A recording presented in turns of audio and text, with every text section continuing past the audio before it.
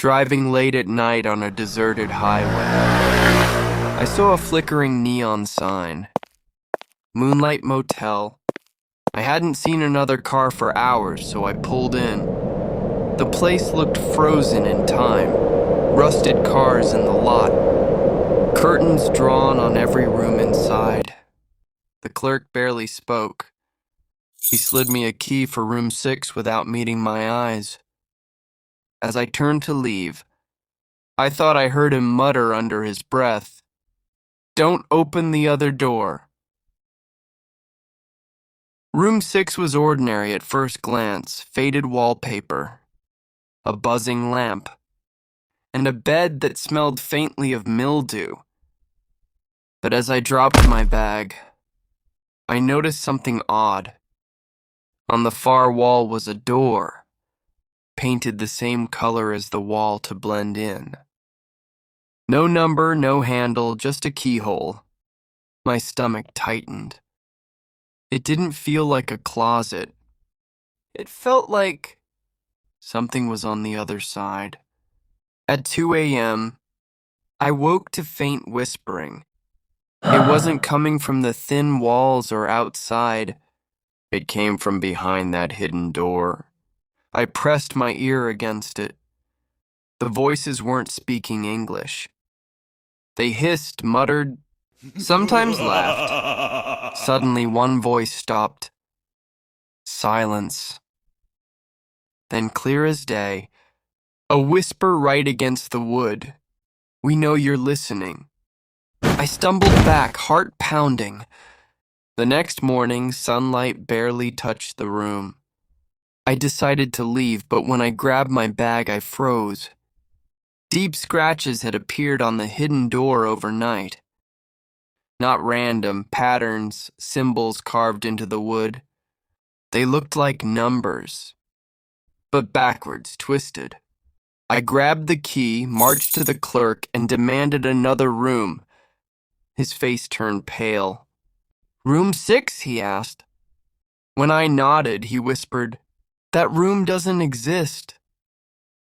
I insisted he check, but he refused. "We bricked that room years ago," he muttered. "No one's supposed to go inside." When I showed him the key, he shook his head violently. "That key hasn't been used since 1978. The guest never checked out." I pressed him for details, but he simply slid the key back toward me and said, "Leave before dark." I should have listened.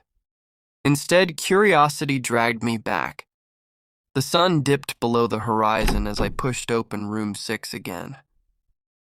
The air was heavier, colder. The hidden door pulsed faintly like it was breathing. I leaned closer and the whispers returned. Louder now. Urgent. My flashlight flickered, and in the beam, I saw it. Fingers pushing through the gap around the door frame, pale and clawed. The key I'd been given began to heat in my pocket. Against all reason, I pulled it out and slid it into the keyhole. The lock clicked, and the door creaked open by itself. Inside was not a closet, but a narrow hallway stretching into blackness. My flashlight cut only a few feet ahead before the darkness swallowed it. And then I saw shapes moving. Figures emerged from the hallway, gaunt, faceless, their limbs twisted at unnatural angles. They shuffled closer, whispering in unison, their voices like dry leaves. My instincts screamed to run, but my legs wouldn't obey. One figure stepped forward. It was wearing the remains of a motel uniform. Around its neck still hung a tag, room service. Its jaw cracked open wider than it should, and it hissed, "Your room is ready." I bolted, tearing through the room into the parking lot. Every window I passed, I saw them, faces pressed against the glass, watching me. The motel sign flickered violently, casting the lot in blood-red light. My car wouldn't start. I looked back at the office, thinking of the clerk, but the building was dark, the desk empty. It was as if he'd never been there. I ran down the highway, not daring to look back. Hours later, headlights appeared, a passing truck. I waved it down, gasping for breath. The driver rolled down his window, confused. "Where are you coming from? There hasn't been a motel on this road for 40 years. My blood froze. In my hand, I was still clutching the brass key. And etched into it now, where the number should have been, were the words, "Welcome home."